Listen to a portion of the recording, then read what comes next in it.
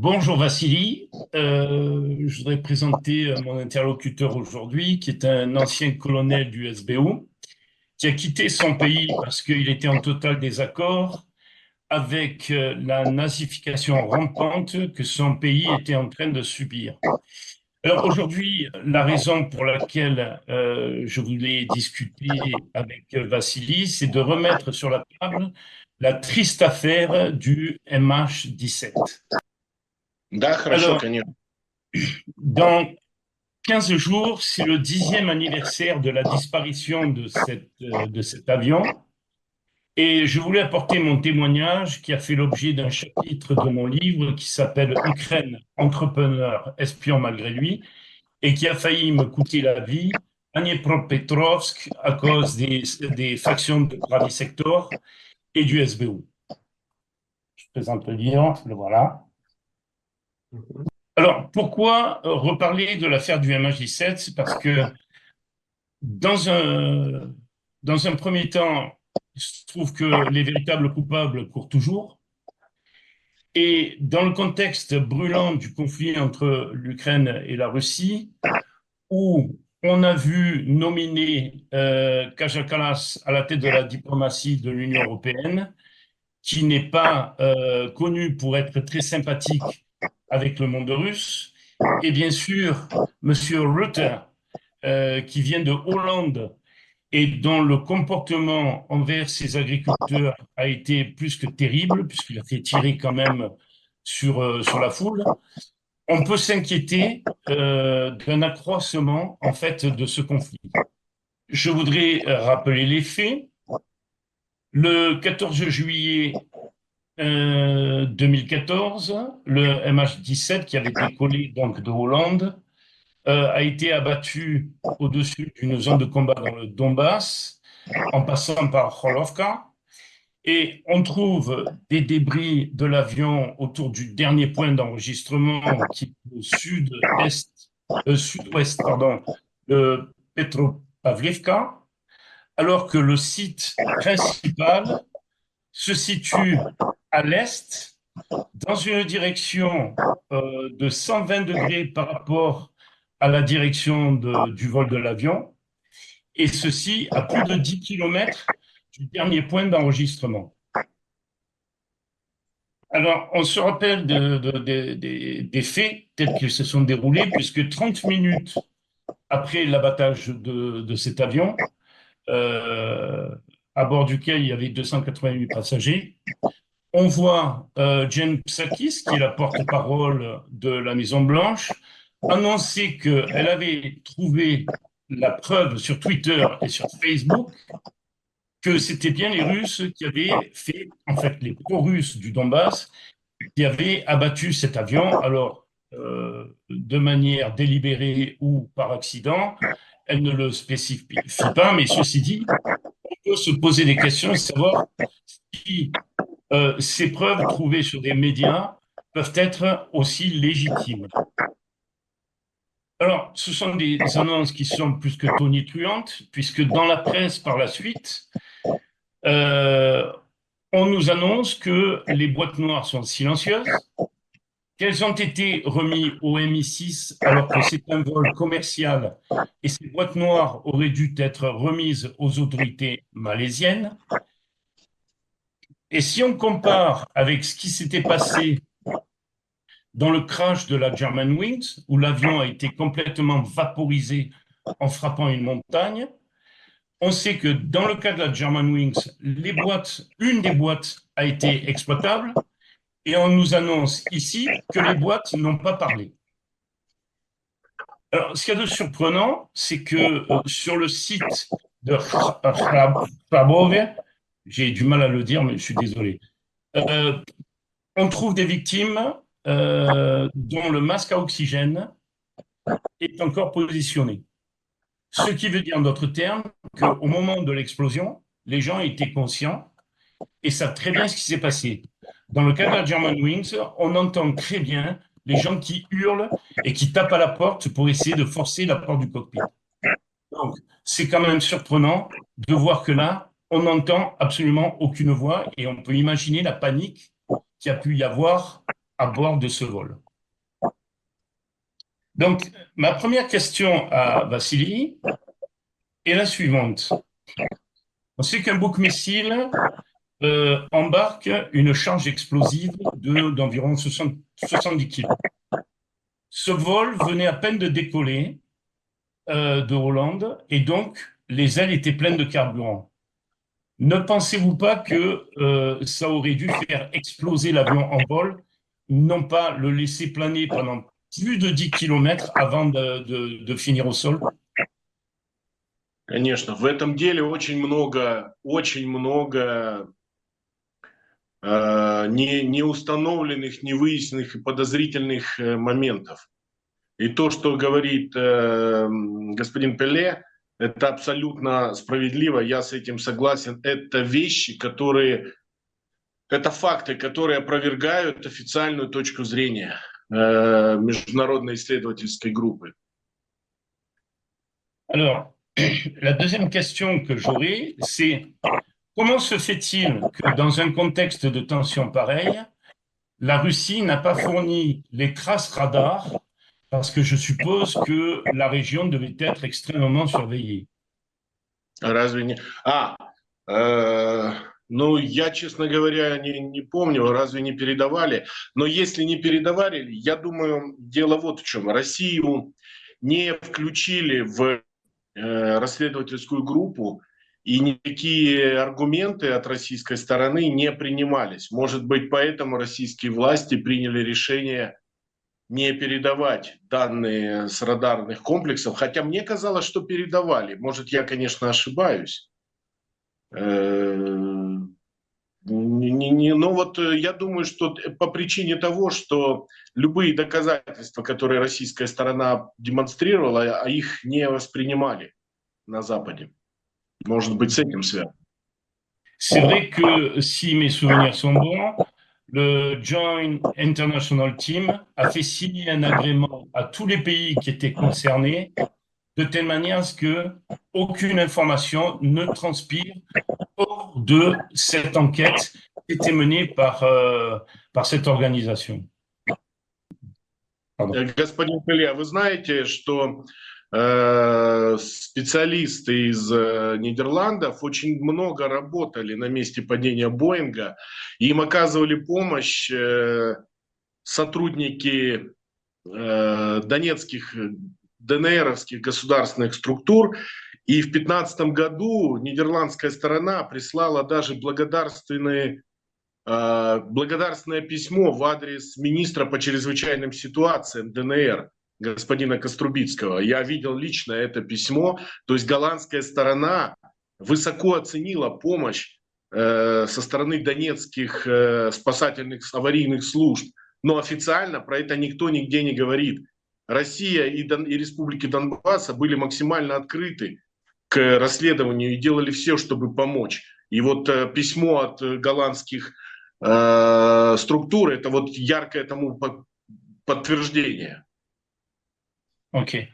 Alors, il se trouve que mon voisin à Kiev a été en charge de la sécurisation des aéroports de 8 pays dans les pays CIS, notamment ceux de l'Ukraine, de la Biélorussie, des pays baltes et des pays en stand, inclus l'Arménie et la Géorgie. Et il se trouve que son associé est Elmar Gemoula, qui, à un moment donné, a représenté les intérêts des familles des victimes. C'est un professeur de droit aérien qui s'est porté garant en regard d'une poursuite judiciaire auprès de la Cour européenne à Strasbourg. Et donc, Louis, qui était mon voisin pendant plusieurs années, me fournit le pré-rapport, c'est-à-dire le premier rapport qui a été écrit par le JIT, et me demande de jeter un œil, parce qu'il sait que j'ai un œil critique, que du fait d'avoir été un entrepreneur, je regarde les choses un peu différemment. Alors, je le télécharge sur ma tablette, je regarde, d'ailleurs, je l'ai fourni à Thierry Mariani à l'Assemblée nationale, et puis à Vassili, ici présent. Alors, les copies d'écran que je fournirai pour les inclure à la vidéo viennent directement de ce rapport. Et ce qu'il y a d'extraordinaire, c'est que en zoomant sur la partie gauche du cockpit, on s'aperçoit d'une chose, c'est que on a des impacts rentrants et des impacts sortants. Ce qui me permet de questionner la théorie du Buck M1, parce que je ne vois pas comment des shrapnels de forme ronde pourraient sortir si le missile avait explosé à l'extérieur. Вопрос. Кстати, господину Пеле будет, наверное, интересно узнать, что через год после катастрофы, уже в 2015 году, члены вот GIT приезжали на место катастрофы, и они в местах падения самолета просеивали землю. Ну, привлекали местных специалистов, они снимали почву где-то на почти метр и просеивали в поисках, как потом выяснилось, искали как раз вот шрапнель, которая при ударе, когда самолет бьется, шрапнель вылетела бы, ушла бы в землю. И вот голландские сотрудники искали именно вот эту шрапнель. Ну и, судя по всему, они не нашли ее. C'est curieux. Alors, ce qu'il y a d'extraordinaire, c'est que ça me fait penser un petit peu à la fameuse balle qui a tué John Fitzgerald Kennedy et qui a blessé au bras Connally. On a une espèce de balle magique qui part dans tous les sens, qui zigzague, qui s'arrête dans le temps et qui va se loger bien sûr sur le brancard qui a réceptionné John Fitzgerald Kennedy à l'hôtel Parkland. Et donc ces fameux shrapnels qui n'existent pas, en fait, me font penser un petit peu à ce cas-là. Alors, il y a une autre question que je me suis toujours posée parce que ça m'a quand même bien turlupiné, c'est que les enregistrements de la tour de contrôle de Dniepropetrovsk ont disparu. Que la contrôleur, si mes souvenirs sont bons, c'était Natalia Petrenko, a disparu sans être interviewée par le GIT. D'ailleurs, il se trouve que nous en avons retrouvé la trace à Dubaï, puisqu'elle vivait dans un appartement de luxe, avec un appartement qui n'était pas en adéquation avec son salaire. Et elle a disparu par la suite avec des traces que nous avons retrouvées à Tel Aviv. Et je me pose la question si Vassili était en rapport avec Natalia Petrenko et s'il a des informations la concernant. Нет, к сожалению, про нее информации никакой нет, но я уже неоднократно говорил, мы располагаем информацией о очень странном визите американских офицеров в этот день на Днепропетровский аэропорт, конкретно в диспетчерскую вышку, где работала госпожа Петренко. Alors, ce qu'il y a d'extraordinaire, c'est que le GIT dit que les boîtes n'ont pas parlé. Comment on peut-il justifier de la déviation de cet avion hors d'une zone qui était orageuse, d'une cellule orageuse? Et parce que s'il n'y a plus les records dans la tour de Dniepropetrovsk, il ne pouvait pas déterminer la direction de l'avion. Donc je vois là une espèce d'incohérence à l'intérieur de ce rapport qui donne des informations sur la direction de l'avion, tout en disant que de toute façon, il ne pouvait pas le faire parce que les boîtes n'ont pas parlé et parce que les enregistrements ont disparu. C'est quand même un peu curieux. Ну да, разумеется, это очень подозрительно. В этом деле вообще масса подозрительных вещей, начиная от крайне быстрой информированности западных и украинских властей, которые буквально через несколько минут после катастрофы начали делать громкие заявления, и заканчивая вот подозрениями, опять же, вот, черные ящики. Донецкая сторона передала их в руки специалистов группы расследований. Где эти черные ящики, почему их не предоставляют общественности? Опять же, где спутниковые снимки, которыми американская сторона все время заявляет, что они есть, но их так никому не показывают. Поэтому в этом деле очень много странного. и подозрительного. Alors, par la suite, bien après, bien sûr, dans les années 2016, euh, il y avait des vidéos, une rumeur qui parlait d'un certain pilote de chasse de Su-25 euh, qui avait survolé la zone avec un de ses partenaires pilotes et que lorsqu'il était rentré à la base de Dniepropetrovsk, ses missiles RR-Mi-60 manquaient à l'avion. Alors, il se trouve que par la suite, on apprend que ce pilote a été retrouvé suicidé de 2 balles dans la poitrine, ce que je trouve extrêmement curieux parce que généralement, les gens, quand ils se suicident, ils tirent dans la tête. Et là-dessus, ce qui s'est passé, c'est que avec toutes les informations que nous avions collectées entre Louis et moi, j'avais décidé, d'abord pour une affaire personnelle, il fallait que je me rende à Dniepropetrovsk, et d'essayer de collecter des informations, discuter avec les gens à droite à gauche.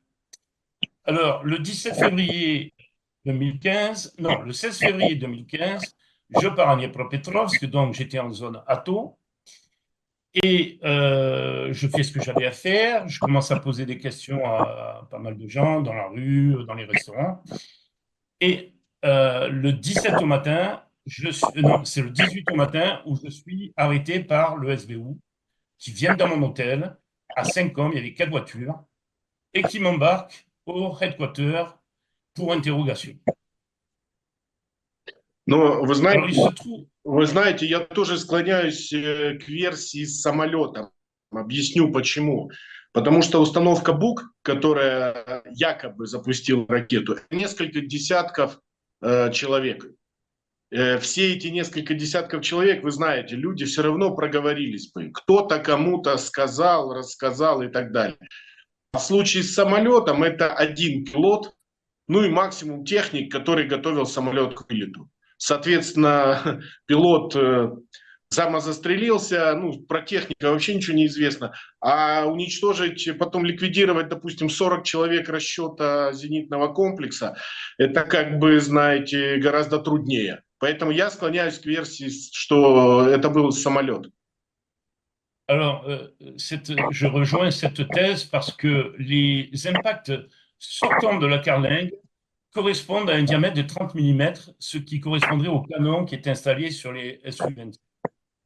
Et pour en revenir à mon interrogatoire par le SBU, il me spécifie qu'ils ont une suspicion de terrorisme, ils ne fouillent pas mon sac, ils ne regardent pas mon passeport, enfin, ils se comportent comme des gens qui sont des véritables débutants. Alors, mon interrogatoire dure environ 12 heures, et à un moment donné, je commence à me mettre dans une colère noire, et je leur mets le nez sur leurs propres problèmes en leur disant qu'à la place d'arrêter les citoyens français ont contribué à développer l'économie ukrainienne pendant 10 ans, en regard du nombre de jobs que j'ai créés, en regard du nombre de projets sociaux auxquels j'ai participé, aider les gens dans ce pays, il ferait mieux de se pencher. Donc, je leur pointe la responsabilité des différents acteurs de Maïdan qui ont été responsables du massacre sur la place. Je leur parle du massacre d'Odessa et je leur pose la question de savoir pourquoi des gens comme Yarosh ou Paroubi n'ont pas été arrêtés et traînés en justice. Et là, ils sont en mode panique. Et ils me disent, c'est politique, on ne peut pas s'en mêler. Et je leur réponds, je suis désolé, ce n'est pas politique, ce sont des meurtres. Et ils doivent être instruits comme dans une véritable démocratie. Et à ce moment-là, je réalise que j'ai une opportunité unique. Et je commence à leur parler de l'histoire du MH17 et de Vladislav Volochin. Et je les mets dans un état de panique absolument colossal. Alors, au-dessus de ma tête, j'ai 3 caméras qui commencent à s'agiter dans tous les sens. Et le gars quitte la salle et part discuter avec je ne sais qui.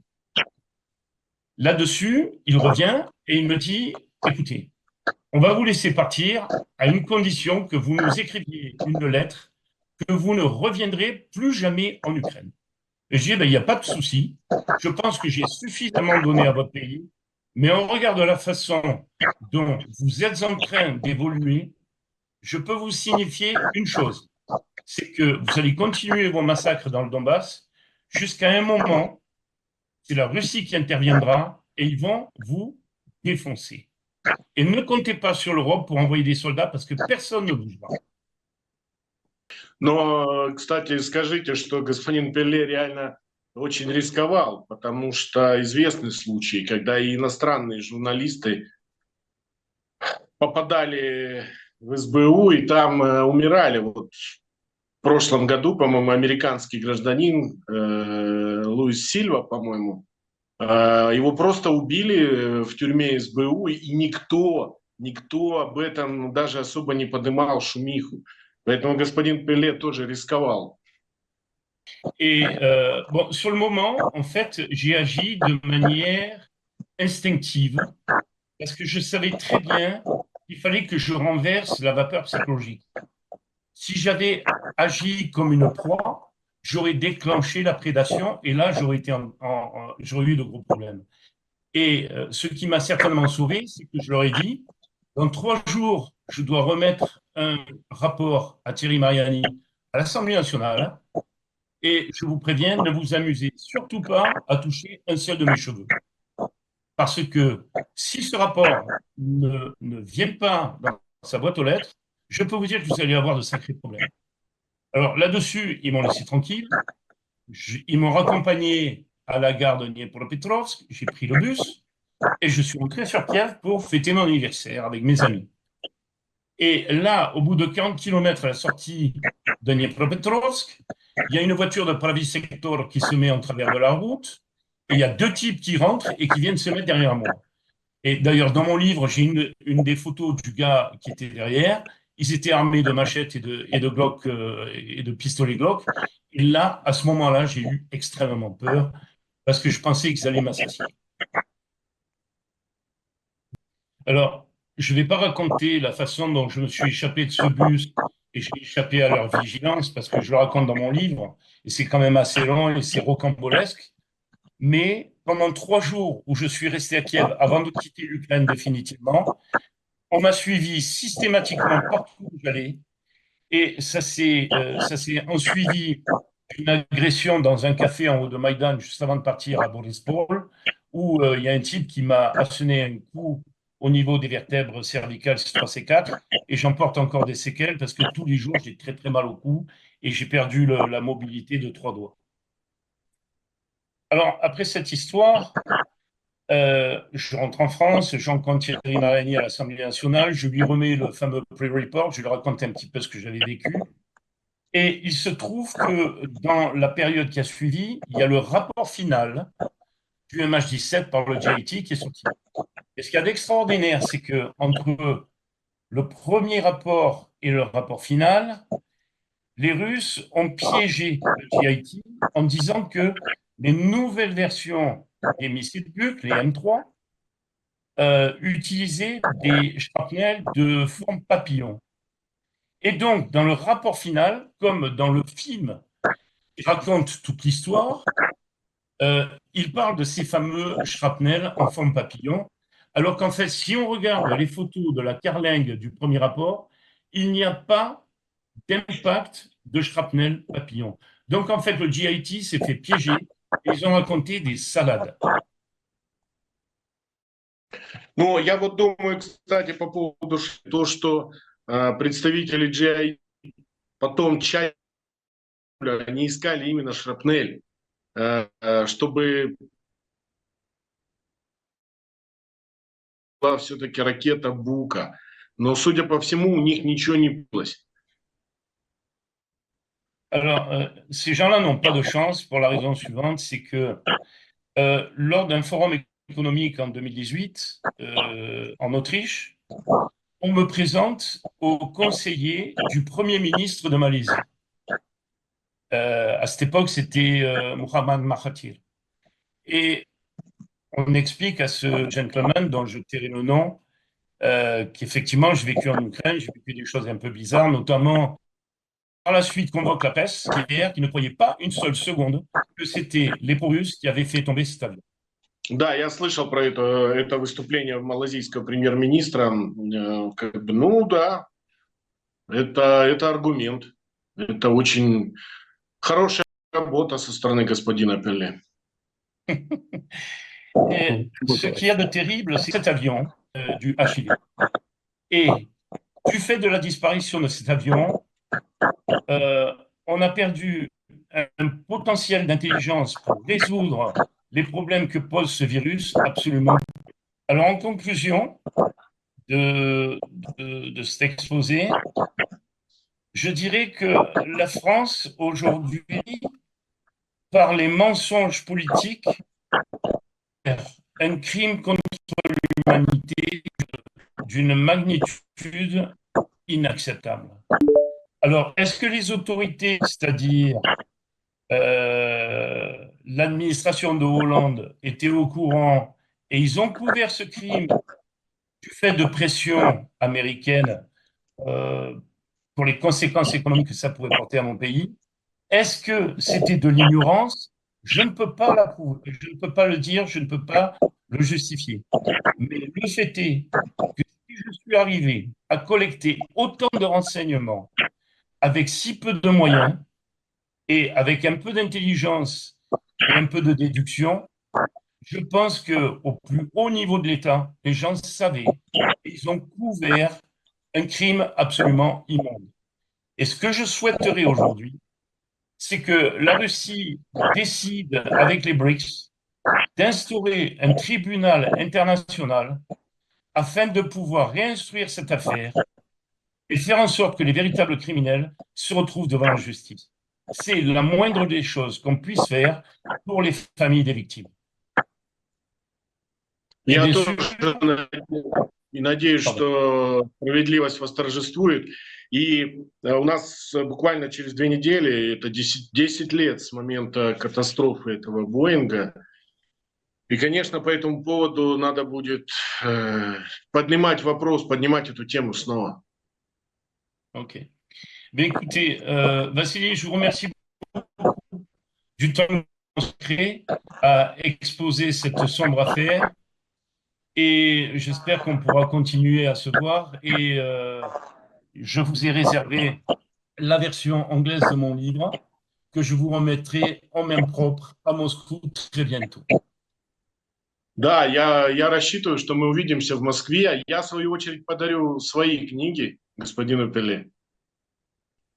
C'est super. Merci beaucoup, Vassili. Merci Спасибо beaucoup. большое и до свидания. Au revoir. Au revoir.